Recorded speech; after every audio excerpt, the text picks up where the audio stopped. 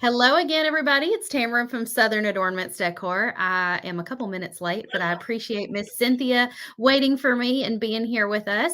She is one of our Painters Clubhouse sisters, and I've been interviewing a new Painters Clubhouse sister every day this week at noon Central. So if you've missed out on those, go back and watch the replays. Cynthia, tell us a little bit about yourself, maybe like about your Painters Clubhouse journey and where you're from and all the things.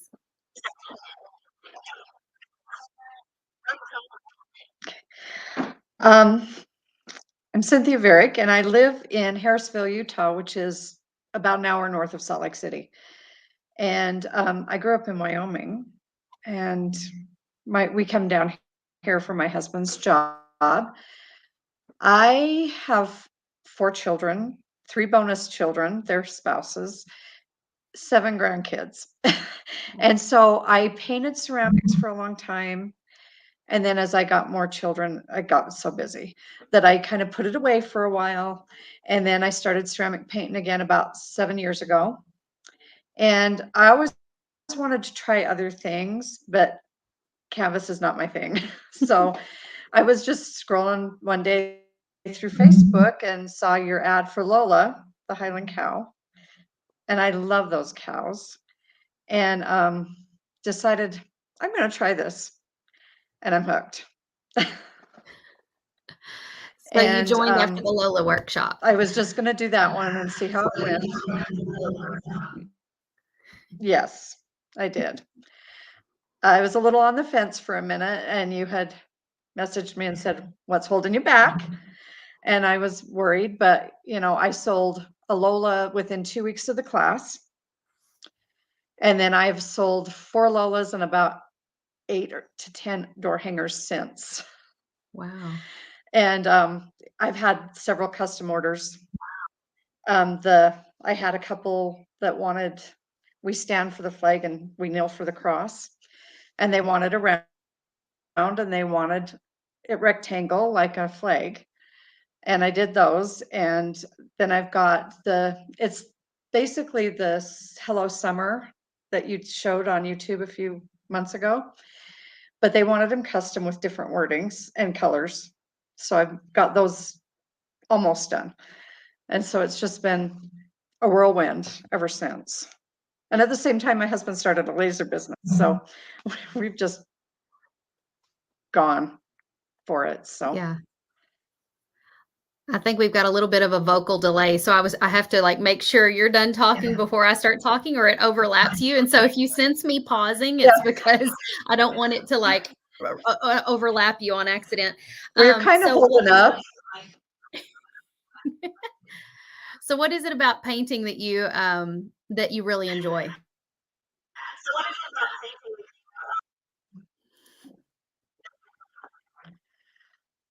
It's relaxing. It's I can create something pretty.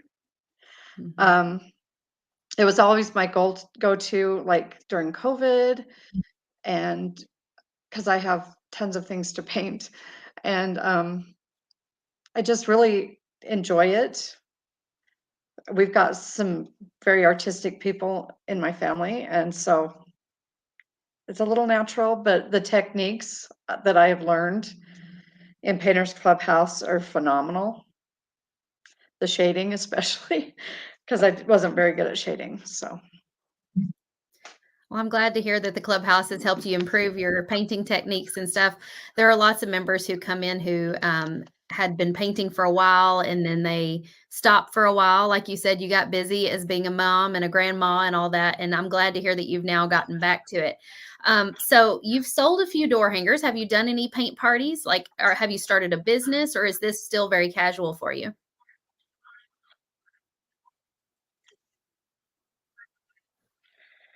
I started a business.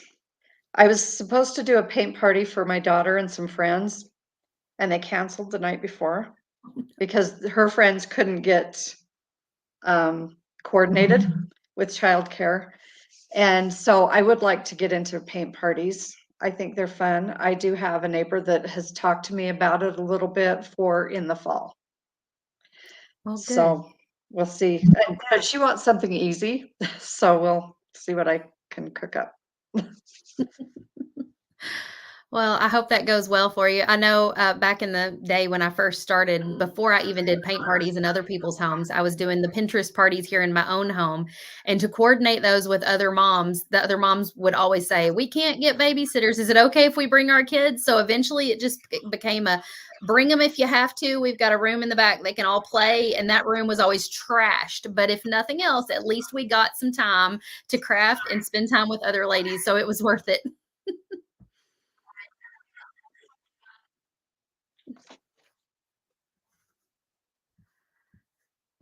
I hate that there's an audio delay. It makes it difficult to ask you questions and stuff because I'm afraid I'm gonna accidentally talk over you. There is Um, a big one.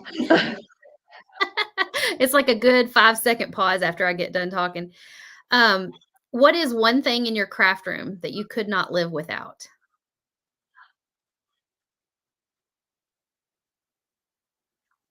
My paintbrushes.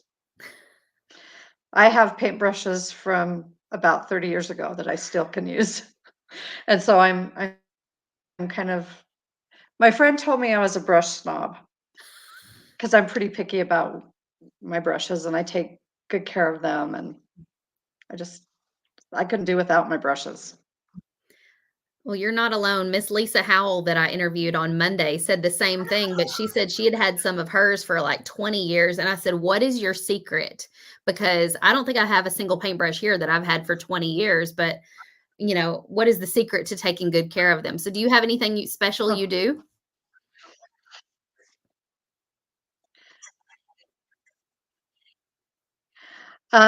when I started, I took teaching certification classes for ceramics years ago. And the one thing that the instructor said was to not use Dawn because Dawn pulls grease out or oils out. That's why they use it for birds when they're cleaning them up from oil spills, and to make sure we don't let the paint sit in them. So I rinse them out, but at the end of the night, I will take them over and wash them with, I use Joy dish soap, wash them really good, rinse them really good. I take the ferrules and kind of hold onto the brush and move it around, the bristles around to make sure I get them clean. And then I just reshape them and lay them flat to dry on a paper towel. Well, That's I all I didn't do. And then the next day when I know they're dry, then I'll put them back in a. I didn't know that about Dawn. I mean, I knew it removed oils, but I guess I didn't know that that was bad for paintbrushes. So that's a really good tip. I have heard people say that they use like Murphy's oil soap or Jack's Studio soap, and it is kind of an oil-based cleaner. So maybe that keeps those bristles hydrated because I would think that if the bristles get really dry, then they're going to absorb the paint more and it's going to be stuck in those bristles even more than it was before.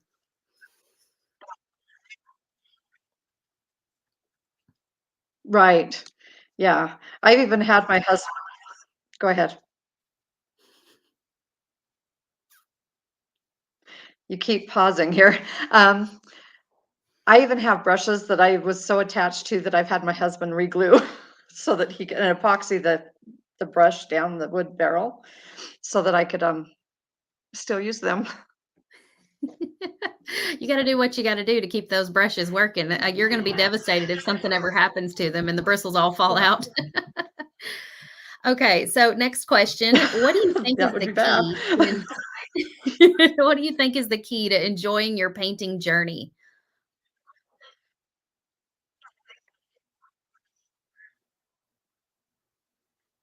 Have patience with yourself because I didn't have patience with myself at all. And last year when I took Lola, you said, happy mistakes and let it dry and come back and look at it. And that is just what I needed to hear because I like my painting better the next day usually. Mhm. And Yeah, it Miss just Linda Health. helps so Sorry. much to, it's okay. I, I feel like one of those TV reporters that when they say something to the It person who's just in the helps field, they're to listening know that delayed for the I'm my response. worst judge. Oh me. I guess it's because you're on the opposite side of the country Well, and from it me. keeps freezing on my end. Uh, I am. It's quite a ways. And you never know with the internet service sometimes. So You've never been to one of our live events, have you? No. No, I was gonna do the, virtual Southern Adornments live in September, and my mom Mhm. passed away right before it, so we had too many things going on. Yeah, So, I think I remember I that. didn't get to watch it, and have been so busy that I haven't done anything else with it, so Yeah. I do Um, need to get them out. I've used the paint trays and I've used everything, but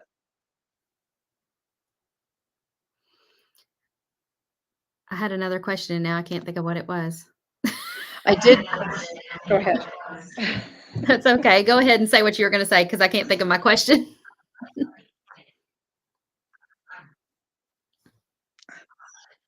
I did do the snowman in the window Mhm. ornament, and have sold 9 of those in the ornament size.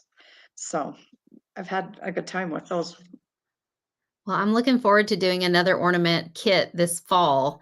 So I think that will go over really well. And we're going to do different ones than the ones we did this last time. So maybe that'll do well for you also. Have you started cutting out your own shapes yet, or are you mainly purchasing wood Yeah. blanks from Well, Hobby I Stuff?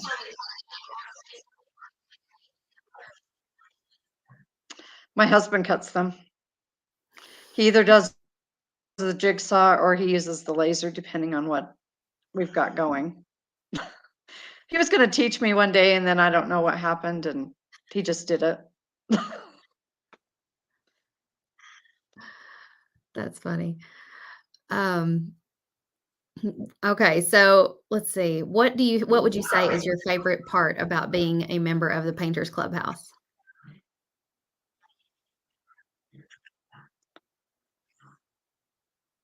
The camaraderie, Mhm. I mean, everything's so positive and people are helpful when you have a question, and the comments when you put your pictures on of what you've done is amazing, and the positivity. Because I had been in a ceramic painting group before, and it was not a positive place to be. And it just makes me feel happy. Sometimes I play your tutorials just to hear something and Mhm. just add, because every once in a while when I'm playing a tutorial, I'm like, oh, I could use that. And so, while I'm painting, because everybody's gone during the day. Yeah. I hear a lot of people say they turn me on, turn on my video while they're painting just to have something playing in the background. I think it kind of makes it feel like you're not always painting alone, like you're crafting with Uh-huh. somebody, even if you're not making the same craft. Right, right. It is. And even my husband one day, he was sitting there and he had heard the other group. And he was sitting there and he'd heard, I think it was the Henrietta workshop. And he goes, you know what? She's way more positive than the other lady. And I was like, yeah, she is. And so, Well, I'm just very much naturally that way. Resist negative emotions. I mean, I did break down and actually cry on Friday Fab Five this morning, and that was not my intention. And I think that's why sometimes it bubbles over and catches me by surprise, is because I try so hard to stay always happy and always positive. I'm not very mhm, good at getting in touch with the negative emotions like sadness, fear, and anger and stuff like that. I tend to just put those in the back closet and forget they're there.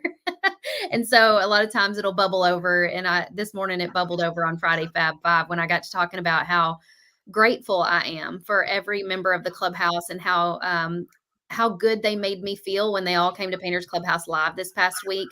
It just reminded me so much that God has really taken care of me and that these clubhouse members are supporting me, and that even if I lose my mhm. Facebook page, like they're going to find me, they're still going to come back. It's not going to all come crashing down.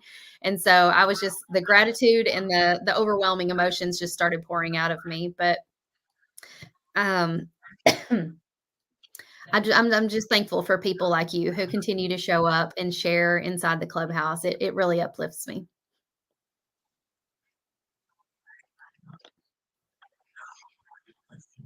Thank you. We enjoy being here. Let's see, I don't know Patricia. what I do. I mean, it just has made such a difference. Patricia Gonzalez commented and said, I tried cutting the wood and it didn't come out so nice. I need more practice. That's all you really need, Patricia. I mean, more practice, possibly a different blade or something like that. If it's splintering terribly, it could be the kind of wood you're using, or it could be the kind of blade you're using. But I will say that like sanding it afterwards can usually remove a lot of the little imperfections. So give yourself time. If you're continuing to struggle, try maybe a different tool or something like that. Do you have any advice for her, Cynthia? I know your husband cuts a lot of your blanks. Does he ever have any troubles with any of that? No, he went and bought a blade for the wood Mhm. right after we started cutting them because he wanted to, and then he bought a router and a circle cutter. I mean, he's kind of a little insane with that, but he just really was really careful with what wood we bought, Mhm. and because sometimes plywood splinters depending on your brand, and he prefers MDF now. Mhm. And so sanding, we do a lot of sanding sometimes if we've used the plywood. And sometimes he'll bring it in and I'm like, oh, it's a little bit splintery here on this edge. And I'll take my little sanding block and smooth it out so that it's not so bad. And yeah, patience and Yeah, and I think a lot practice. of times paint will cover up a lot of those little imperfections too.